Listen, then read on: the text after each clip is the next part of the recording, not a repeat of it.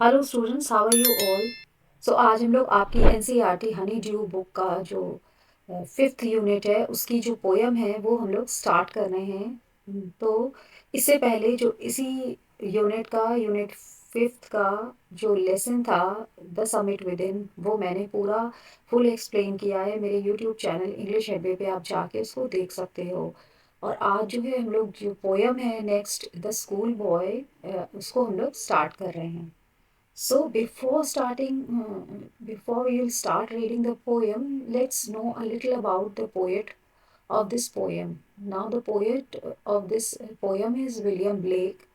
Now, William Blake was born on 28th November 1757 in London, and he died on 12th August 1827. So he was a poet and painter and printmaker as well. He is considered one of the greatest poets of the Romantic age. Some of his famous poems are Tiger, The Lamb, London, and Poison Tree. So he was one of the greatest poet of his times. So ये था, this was a little introduction about William Blake, the poet of this poem. Now let's start reading the poem. The School Boy. School, the school boy, वो school जाने वाला लड़का, school जाने वाला बच्चा। The school boy in the poem is not a happy child. तो जो school boy है, जो स्कूल जाने वाला लड़का है, बच्चा है, इस पोएम में is not a happy child, वो एक खुश बच्चा नहीं है। वॉट मेक्स हिम अनहैप्पी, तो उसको क्या ऐसा है जो उसको निराश करता है। Why does he compare himself to a bird that lives in a cage, तो वो अपने आप को क्यों कंपेयर करता है एक बर्ड से, एक चिड़िया से जो कि केज में रहती है, जो कि पिंजड़े में रहती है। और a plant that withers when it should blossom, और उस प्लांट से, उस पौधे से वो अपने को कंपेयर करता है जो कि मुरझा, दैट विदर्स, जो मुरझा जाता है, व्हेन इट शुड ब्लॉसम, जब उसको ब्लॉसम करना चाहिए, जब उसे खिलना चाहिए, तो वो मुरझा जाता है। तो यहाँ पर यही है, क्वेश्चंस हैं यहाँ पर कि ये बच्चा जो है वो अपने को एक केज्ड बर्ड से क्यों कंपेयर करता है, और एक ऐसे प्लांट से जो मुरझा जाता है जब उसे ब्लॉसम करना चाहिए। So we will find out in the poem once we start reading the poem. So let's start reading the poem, the school boy.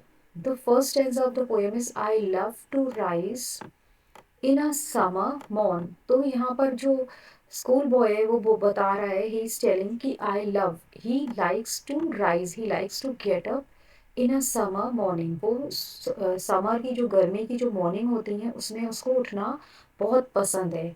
When the birds sing on every tree, तो जब वहाँ पर सारी जो birds हैं, जो चिड़िए हैं, जो हर ट्री पे, एवरी ट्री पे, हर एक ट्री पे जो गाना गाती हैं चिड़िए, तो उस समय उसको उठना बहुत अच्छा लगता है। The distant huntsman winds his horn, तो डिस्टेंट, जो दूर से हंट्समैन है, हंट्समैन मीन्स यहाँ पर है हंटर या शिकारी, विंड्स हिज हॉर्न, तो वो अपना हॉर्न जो है, हॉर्न एक इंस्ट्रूमेंट होता है जो उसको उन लोग उसमें अंदर फूंक मारते हैं, में ब्लो करते हैं, उसमें फूंक मार के उसको बजाते हैं, तो उससे एक साउंड आता है, एक आवाज़ आती है। तो जो डिस्टेंट हंट्समैन है, जो डिस्टेंट हंटर है, जो दूर से एक शिकारी की एक आवाज़ आ रही है, हॉर्न की, एक हॉर्न के ब्लो होने की आवाज़ आ रही है। And the skylark sings with me, और जो स्काईलार्क है, जो एक चिड़िया है, वो गाना गा रही है मेरे साथ। ओ व्हाट स्वीट कंपनी, ये कंपनी, ये जो साथ है, ये जो संगत है, ये कितना अच्छा है। तो वो जो बच्चा है वो बता रहा है, जो स्कूल बॉय है वो बता रहा है कि उसे सुबह उठना बहुत अच्छा लगता है। सुबह, गर्मी की जो सुबह होती है, वो उस समय उसको उठना बहुत अच्छा लगता है, जब चिड़िए जो है सारी अलग अलग ट्रीज पे, बहुत जो जितनी ट्रीज हैं उस पे गाना गा रही होती हैं। जो डिस्टेंट, जो दूर से हंट्समैन शिकारी है, वो अपने हॉर्न को ब्लो कर रहा है, उसको बजा रहा है वो, उसकी आवाज़। And the skylark sings with me, और जो स्काईलार्क, जो चिड़िया है, वो उसके साथ गाना गा रही है वो कंपनी जो है, जो ये सारी कंपनी है, सुबह उठना, मॉर्निंग में सुबह उठना, चिड़ियों का गाना गाना हर ट्री पे, हंट्समैन की आवाज़, विंड की जो उसकी हॉर्न की आवाज़ है, जो हॉर्न में वो ब्लो कर रहा है उससे जो आवाज़ हो रही है डिस्टेंस से, जो बहुत दूर से आ रही है वो, और जो स्काईलार्क है, जो बर्ड है जो उसके साथ गाना गा रही है, तो वो ये सारी कंपनी जो है उसे बहुत स्वीट लग रही है, बहुत मधुर लग रही है, बहुत ही अच्छी लग रही है।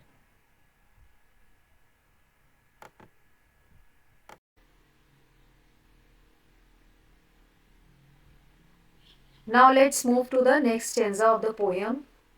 The second stanza of the poem is, but to go to school in a summer morn, oh it drives all joy away. तो यहाँ पर है कि वो बच्चा जो है, जब उस समर की जो मॉर्निंग्स हैं, जो समर गर्मी की जो सुबह होती हैं उनमें जो स्कूल जाता है वो, जब वो स्कूल जाता है तो वो जो है ड्राइव कर लेती हैं, वो खींच लेती हैं, वो निकाल लेती हैं उस बच्चे का सारा Joy. It drives all Joy away, वो उस बच्चे का जो खुशी थी, जो नेचर को देख के वो ही वॉज फीलिंग सो हैप्पी। वो सुबह उठ रहा था, उसको अच्छा लग रहा था, he like getting up in the mornings.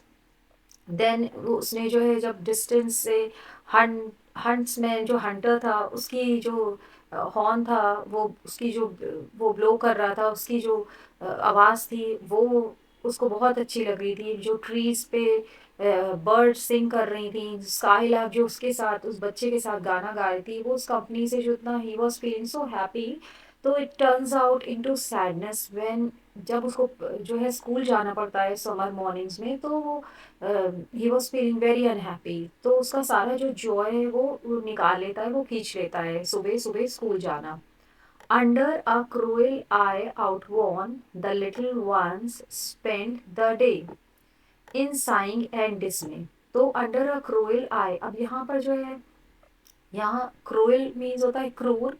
तो जो क्रूएल आई है, यहाँ पर एक टीचर को बोला गया है कि जो टीचर की जो आईज हैं तो उसके अंडर में वो रहता है, वो बच्चा दिन भर उसी के ही अंडर में रहता है। आउट वन मीन्स जो ओल्ड, पुराना मीन्स वो टीचर है उसके लिए, मतलब वो रोज आता है वहाँ क्लास में, तो वो उस टीचर को देख देख के वो एक पुरानी सी एक उसकी जो क्रूएल आई है टीचर की, तो वो उसके लिए एक आउट वन हो गई है। तो under a cruel I out one the little one spend the day, तो वो बच्चे जो है वो पूरा दिन उसी क्रूएल आई के अंडर में रहते हैं, और वो बहुत ही मतलब निराशा से और दुख से गहरी सांस लेते हैं उस क्रूएल, जब वो उस क्रूएल आई के अंडर में रहते हैं और वो सारा दिन अपना स्पेंड करते हैं, तो वो बहुत ही ज़्यादा निराश, डिसमे मीन्स निराश हो जाते हैं, वो होपलेस हो जाते हैं।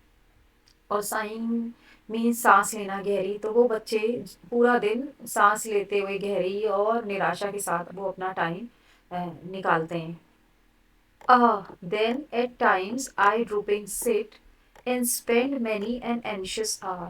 फिर वो बच्चा बोलता है, ये थर्ड स्टेंजा है, now the third stanza of the poem. Now he is feeling very low, बहुत ही सैड वो फील कर रहा है बच्चा, और वो बता रहा है कभी कभी एट टाइम्स, या समय समय पर ही आई ड्रूपिंग सेट, वो झुक कर बैठ जाता है। Drooping means to bend forward, तो वो आगे झुक के बैठ जाता है। And spend many an anxious hour, और वो काफ़ी टाइम अपना बिताता है एंशियस आर में, मीन्स चिंता में, वरी में। एंशियस मीन्स चिंता या वरी, तो वो काफ़ी उसके जो घंटे हैं वो चिंता में और वरी में गुजरते हैं। Nor in my book can I take delight, और वो जो बुक है जो उसके सामने खुली हुई है, तो उसमें उसको डिलाइट, उसमें उसको पढ़ने में खुशी नहीं होती, he is not happy at all in reading that book.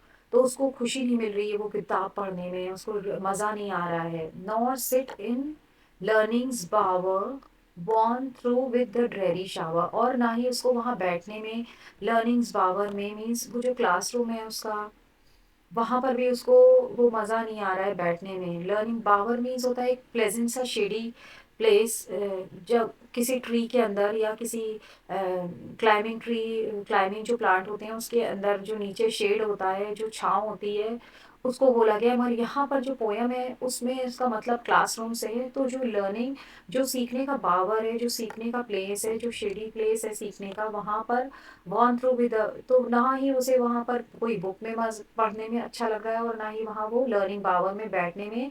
वो थक चुका है, worn through with a dreary shower, और वो थक चुका है वहाँ पर जो टीचर्स लेक्चर उसको दे रहे हैं, जो उसको पढ़ाई, वहाँ पर जो पढ़ाई हो रही है, जो पढ़ाया जा रहा है, उससे वो थक चुका है। ड्रेरी शावर मीन्स नीरस, डल, डल शावर, शावर मीन्स जो एक के बाद एक जो पढ़ाई, जो उसको लेक्चर्स पढ़ाई हो रही है, उसका जो शावर है, उसका जो शावर है पढ़ाई का, वो उसको थकाई दे रहा है। वो डल सा नीरस सा जो शावर है पढ़ाई का, वो उसको थकाई दे रहा है।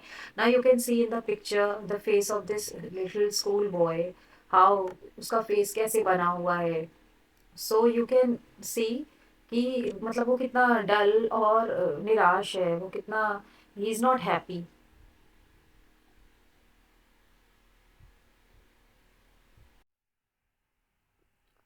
How can the bird that is born for joy sit in a cage and sing. तो यहाँ वो बच्चा कहता है कि एक, वो अपने को कंपेयर करता है एक बर्ड से, कि कैसे एक जो चिड़िया है, जो कि पैदा हुई है, जो कि आई है इस दुनिया में खुशी के लिए, उस एक पेड़ से दूसरे पेड़ पे उड़ने के लिए, स्काई में उड़ने के लिए फ्रीडम से, उसको अगर एक किसी पिंजड़े में रख दिया जाए तो कैसे वो उस पिंजड़े में रह के वो गाना गाएगी।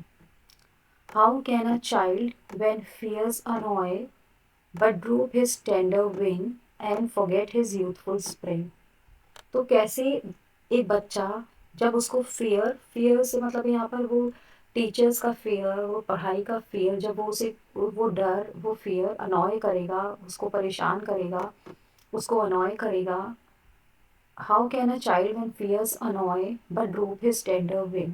बट वो जो है उस फियर से, उस डर डर से, जब वो उसको अनॉय करेगा, उससे उसके जो टेंडर विंग्स हैं, वो वो जो है मुरझा जाएंगे, वो ड्रूप हो जाएंगे, वो झुक जाएंगे। And forget his youthful spring, और वो भूल जाएगा उस यूथफुल स्प्रिंग के बारे में। उस जो उसकी जो स्प्रिंग टाइम है, जैसे स्प्रिंग टाइम होता है प्लांट्स का, जब वो नए नए भरते हैं, वैसे ही वो भी अपनी उस यूथफुल स्प्रिंग के बारे में वो फॉरगेट, उसको वो भूल जाएगा, और वो उस ड्रेरी सी लाइफ, एक डल सी लाइफ जीने लगेगा, जिससे वो खुश नहीं है। वो बहुत ही डरता है उन सब टीचर्स से, उनके लेक्चर्स से, वो उसको बहुत अनॉय करते हैं। तो यहाँ पर मीन्स यही है कि उसको वो क्रिएटिव नहीं हो पाएगा, उसकी क्रिएटिविटी चली जाएगी उस बच्चे की। वो जो यहाँ but droop his tender wing and forget his youthful spring से मतलब यही है कि उसके अंदर जो क्रिएटिविटी है, क्योंकि वो इतना फियर में है, फियर की वजह से वो अनॉइड है, उसकी वजह से वो, उसके अंदर जो क्रिएटिविटी है, जो कुछ वो नया सोच सकता है, कुछ नया क्रिएट कर सकता है, वो चीज़ उसकी चली जाएगी।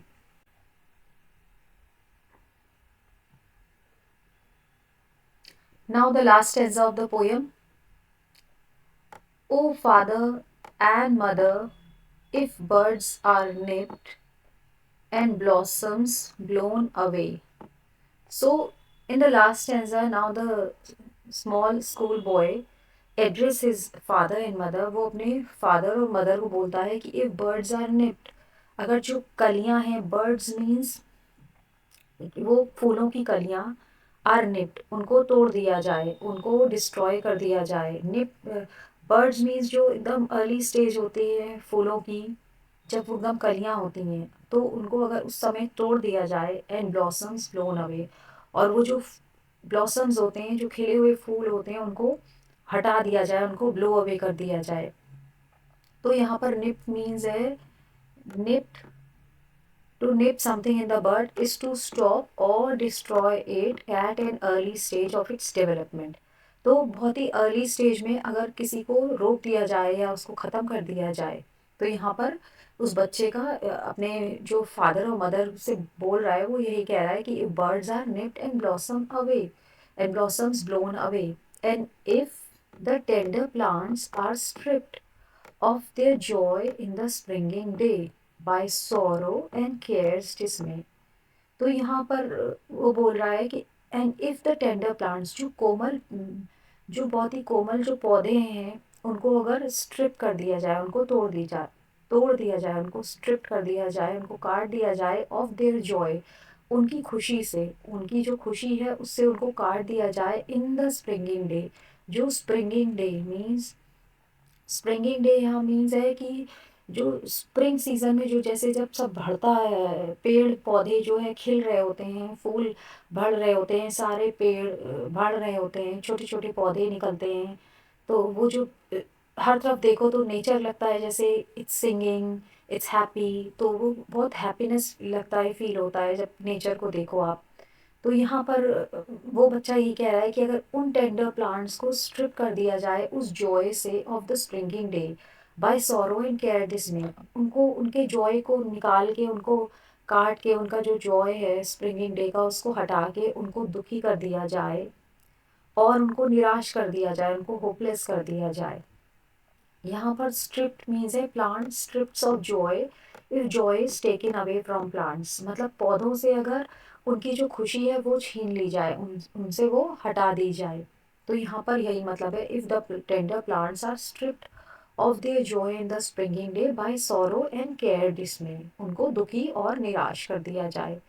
How shall the summer arise in joy और द समर फ्रूट्स अपीयर, तो यहाँ पर वो बच्चा है वो बोलता है कि उसके बाद जो समर होगा, स्प्रिंग के बाद, स्प्रिंग सीजन के बाद जो समर सीजन आता है तो वो कैसे अराइज होगा एंजॉय। तो यहाँ पर एक मेटाफोरिकल वे में वो बच्चा एक कंपैरिजन कर रहा है एज का, जो एक छोटा बच्चा होता है उसको स्प्रिंग सीजन से कंपेयर किया है, और समर को एक जो बड़ा एक अडल्ट, एक यूथ एज होती है उससे कंपैरिजन किया गया है यहाँ पर। तो how shall the summer rise and Joy, तो स्प्रिंग सीजन में अगर उस बच्चे को उसकी क्रिएटिविटी से स्टॉप कर दिया जाए तो जो जब समर आएगा तो वो कैसे जॉयफुल होगा, वो समर किस तरीके से खुश होगा, वो बच्चा जो बड़ा होगा तो वो कहाँ खुश होगा, वो कैसे उसको खुशी मिलेगी। और द समर फ्रूट्स अपीयर, और जो समर के फ्रूट्स होते हैं यहाँ पर जो है वो फ्रूट्स की बात कही गई है कि फल, जो समर के जो गर्मियों के फल होते हैं वो कैसे अपीयर होंगे ट्रीज पे, वो कैसे दिखाई देंगे ट्रीज पे। तो यहाँ उस बच्चे को भी कंपेयर किया गया है कि जब वो बड़ा होगा जो उसको फ्रूट्स, जैसे उसकी जो अच्छी एक क्रिएटिविटी से वो कुछ सोच सकता है, वो कुछ अपने लिए अच्छा कर सकता है, अभी जो उसको फ्रीडम मिले, उसको कुछ करने को ऐसा मिले जो उसको अच्छा लगे, जिसमें उसका मन लगे, वो हैप्पी फील करे, तो जब वो बड़ा होगा तो नेचुरली वो जॉयफुल होगा, और उससे जो है जो फ्रूट्स आएंगे, जो उस अच्छी क्रिएटिविटी से उसको जो फ़ायदा होगा, जो वो उससे और लोगों को भी फ़ायदा होगा उसके फ्रूट से। जैसे फल जो है समर के वो कितने लोग खाते हैं, एक पेड़ से निकलते हैं, वैसे ही वो बच्चा जब बड़ा होगा तो ना सिर्फ वो अपने अपने लिए फ़ायदा उसका होगा, अपने लिए वो होगा, अच्छा होगा उसके लिए, बल्कि वो दूसरों के लिए काम आएगा। तो यहाँ पर यही कंपैरिजन किया गया है। तो how shall the summer rise in joy और द समर फ्रूट्स अपीयर, और समर के फ्रूट्स कैसे अपीयर होंगे। सो लास्ट स्टैंजा में पोएट उस बच्चे को, वो बच्चा जो है उस लास्ट स्टैंजा में अपने फादर और मदर को एड्रेस करता है, वो उनसे बोलता है कि जो छोटे छोटे बर्ड्स हैं, जो कलियां हैं, अगर उनको पहले से ही तोड़ दिया जाएगा और जो ब्लॉसम, जो फूल खिले हुए फूल होंगे उनको हटा दिया जाएगा, और जो टेंडर प्लांट्स हैं उनको अगर उनको काट दिया जाए, उनकी जो जॉय है स्प्रिंगिंग डे का, जो बसंत ऋतु होती है, जो पेड़ पौधे बढ़ रहे होते हैं उनके जॉय को ख़त्म करके उसमें सौरों दुख और निराशा भर दी जाए, तो क्या जब समर आएगा, स्प्रिंग के बाद जब समर आएगा तो क्या वो समर जो है वो अराइज होगा, क्या वो उठेगा जॉय के साथ, वो खुशी के साथ आएगा, और क्या समर में जो फ्रूट्स होते हैं वो अपेयर होंगे पेड़ों में। तो यहाँ पर उसने अपने लिए यही बोला है, यहाँ यही कंपैरिजन किया है कि वो जो बच्चा है अभी इस तरीके से एक डल एटमॉस्फेयर में, एक बहुत ही अ, एक ड्रेरी एटमॉस्फेयर में, जो रोज़ का मोनोटोनस एक पढ़ाई, एक वही रोज़ की घिसी पिटी टीचर की निगरानी में क्रूअल एक आय के अंडर में वो जब पढ़ेगा, एक मतलब एक केज में बंद होके, एक रूम में बंद होके, तो वो किस तरीके से वो क्रिएटिव हो पाएगा, उसका माइंड किस तरीके से वो बढ़ पाएगा आगे, और आगे उसका जब वो बड़ा होगा तो वो किस तरीके से जो बड़े होके उसको जब अच्छी जॉब, अच्छी मतलब एक अच्छा फ्रूटफुल उसकी लाइफ जो होनी चाहिए, वो चीज़ें उसको नहीं हो पाएंगी, क्योंकि अभी जो उसकी जो लाइफ है वो बहुत ही मतलब, जब उसको खुश होना चाहिए, एक फ्रीडम उसके पास होनी चाहिए, एक एजुकेशन, एक अच्छी एजुकेशन उसको मिलनी चाहिए, तो एक उसको डल ड्रेरी सी एक केज में जैसे रख के उसको पढ़ाई मिल रही है। तो यहाँ बेसिकली पढ़ाई के ही बारे में एक बोला गया है कि आजकल की जो एजुकेशन है, तो वो किस तरीके से बच्चों के दिमाग पे असर कर रही है, और वो अपने को फ्री फील नहीं कर रहे हैं। वो एक केज में जैसे एक क्लासरूम में बैठ के पढ़ते हैं, तो वो उनके दिमाग पे, माइंड पे एक क्रिएटिविटी नहीं आ पाती है, एक असर उनके दिमाग पे अच्छा नहीं होता है जैसा कि होना चाहिए। तो यहाँ पर ये जो पोयम थी वो विलियम ब्लेक ने, इसके पोएट थे, विलियम ब्लेक ने लिखी है ये। And it's a wonderful poem, और बहुत ही अच्छी है, बहुत ही सीख की पोयम है। सो आई होप आपको ये एक्सप्लेनेशन अच्छा लगा होगा। And if you like it, please like share and subscribe. Thank you so much. हम लोग अपने नेक्स्ट लेसन में मिलते हैं।